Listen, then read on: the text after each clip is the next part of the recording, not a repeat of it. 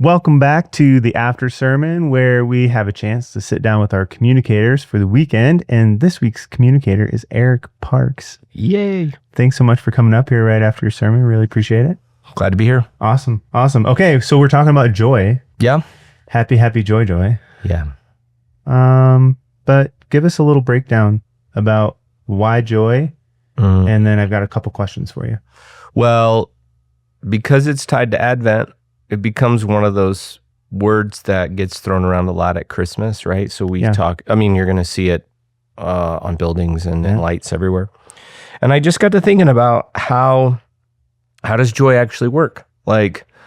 And in my life, how exhausting both the pursuit and how sometimes joy has felt like it slips through your fingers. And I'm like, well, what is that?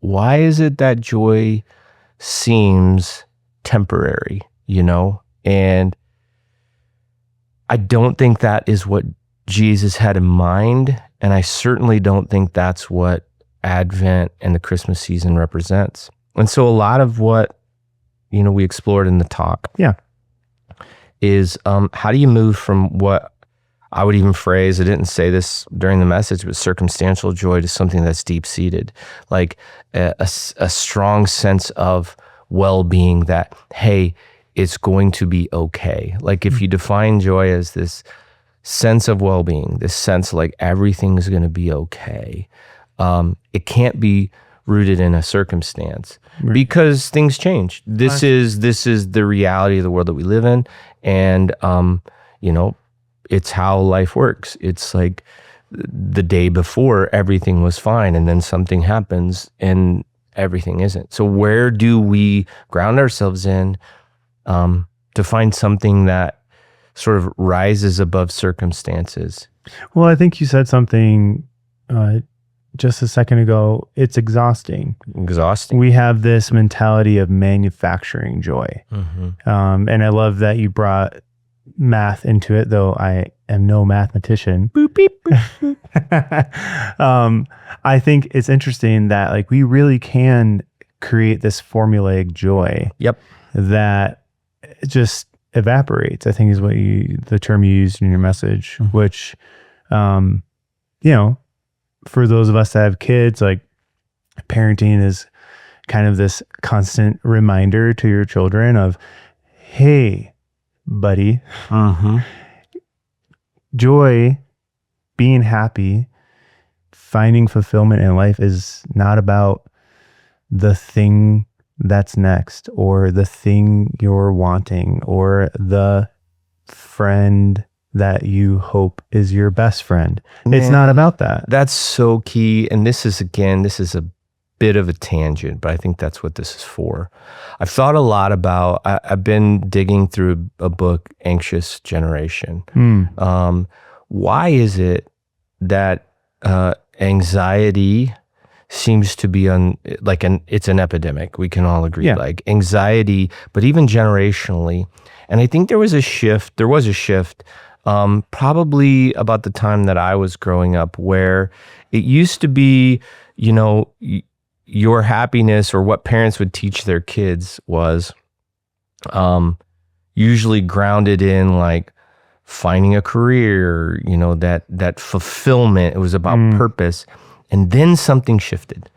And most parents say for their children, what? I just want you to be happy.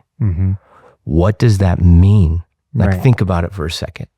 Think about being a 22-year-old who's been told your whole life, I just want to be happy.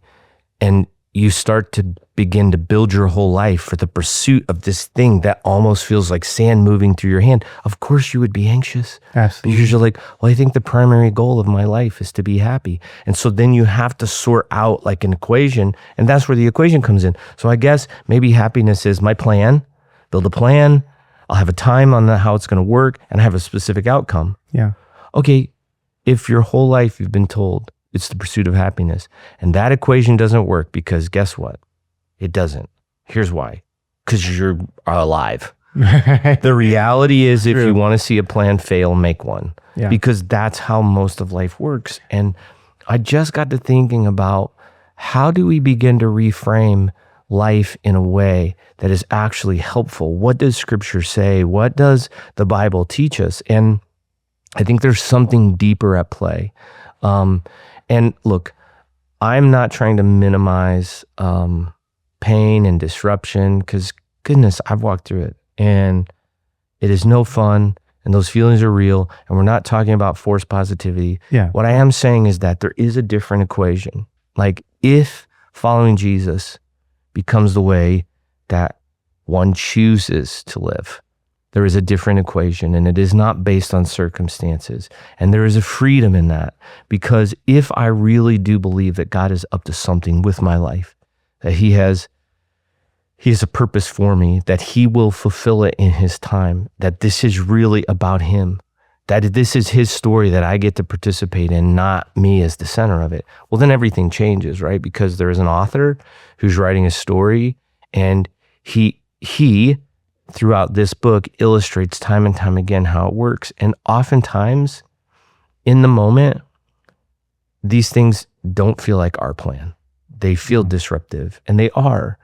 And yet part of the process of reframing and the equation that I sort of say is I take me out of the center and I put, well, it's God's timing and His purpose and His plan. I begin to reframe things, and instead of when my plan falls apart and happiness seems to elude me and joy seems nowhere to be found, and I say things and most people are like, it's over. This is hopeless. This is over. Yeah. I say, well, this is hard. It's not false positivity. This is hard, but I have seen God in my life do things. This is key for people of faith. I have a tattoo on my arm, and I do this because I have a short memory span, as most humans do. Yeah. We remember all the things we should forget, and we forget the things we should remember. And we are naturally wired toward the negative. So for all of us, in moments of despair, we fill in the blank with fear, right? Like, It's not going to end well. This isn't going to end well. It's all falling apart. And I'm never going to find a husband. I'm never going to find a mate. I'm never going to have a job. And we spiral. And part of reframing is taking this truth of what we see page after page and go, this is hard, but I've seen Him both in this book and in my own life show up in ways I couldn't understand until after the fact. And so I trust that whatever I'm in, that He is reworking, He is at work, there is a plan. I don't know when I'll see it, but I'm okay with that. Well, and I love that idea, like you talked about, like neuroscience and all this different kind of like stuff that's coming out now about how the brain works. And yeah, I also love that it's remembrance is like an ancient practice. And how, like, the Old Testament is littered with these altars or these Ebenezers or these monuments, these physical monuments of like when God showed up, because the people back then still needed to be reminded of God's faithfulness. And that's why they did those things. And so I don't think it's a coincidence that, that remembering God's faithfulness is really the path towards like that future hope and that future. And it's not, see, that practice is not being Pollyanna, and it's not saying that you're not in a hard situation. Absolutely. Or that your feelings don't matter. They do. It's just our feelings are really bad predictors of what God is up to. Yeah. They just are. Like, and again, I can reflect moments in my life when the feeling that I had in that moment felt like dying. Mm-hmm. It felt like it. I was like, this feels like I am dying. And that is hard. But the practice is to learn how to tell yourself a truer truth in that moment. And for me, the truer truth was, I'm trusting that the God of David, the God of Moses, the God of Mary, that the God of Israel, who was at work in ways they could not see, if that was what is true of Him then it has to be true of Him now. And so I am going to trust that truer truth, that He is at work. Did it still hurt? Well, of course. It isn't like you wake up and go, well, and now I'm good. But there is something about a deep-seated joy. And Dallas says it this way. It is this overwhelming sense that it is going to be okay. That's it. Joy is this overwhelming sense that this is going to be okay. You still have to get through it, and you will walk through the desert, and it's really, really hard. But it is this trust that you begin to grab onto and say, it's going to be okay. And here's why that's freedom. Because if you're holding on something that isn't circumstantial, like to a God that performs time and time again, then circumstances come and go, and you can still have a sense that it's going to be okay. Because I'm not pretending that circumstances don't matter. Look, we all would rather have good things happening than bad. Right. But it's a grounding into something that is a truer truth in that moment. And that, I think, I go back to the very beginning of the podcast.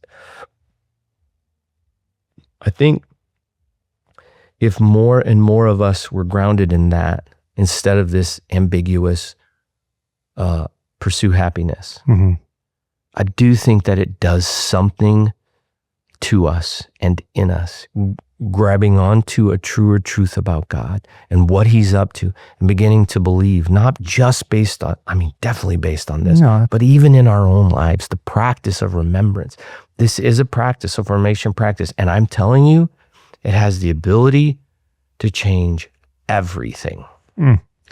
So you pulled a Dallas Willard quote. Yes. Okay. I'm gonna journey into something a little bit lighter. A Pixar film. Ooh. Okay, just real quick. Maybe not lighter. True. So true. Inside Out 2, where when you were talking about these, how feelings they're real. They influence a lot of our circumstances. And yet I think one of the interesting things about that movie is that character anxiety. How in the movie, she just, like, anxiety is a feeling for a reason. It's very helpful. And yet it just becomes so loud that it begins to dictate and take control of the circumstances in that movie. And I'm curious, like, what would it look like for this Christmas to allow the loudest voice in your life to be the words of Jesus, to be the story of Christmas, to be this idea that joy is not dependent on a feeling, but it's actually just dependent on the person of Jesus. I think that's a really beautiful thought. And I think it's a discipline, because anxiety, to your point, will definitely take control.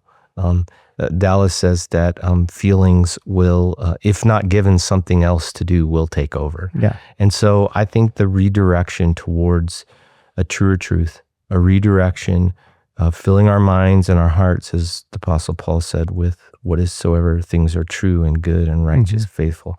That is the practice, and it will bear fruit. It will bear fruit. Yeah. Love that. I love that your last equation started with that presence, God's presence, which I think is so important. Absolutely. Okay. If you want to watch the message that this entire conversation was based on, just hit up our YouTube channel or listen to it wherever you get your podcasts, and we'll see you there. Thanks. Bye.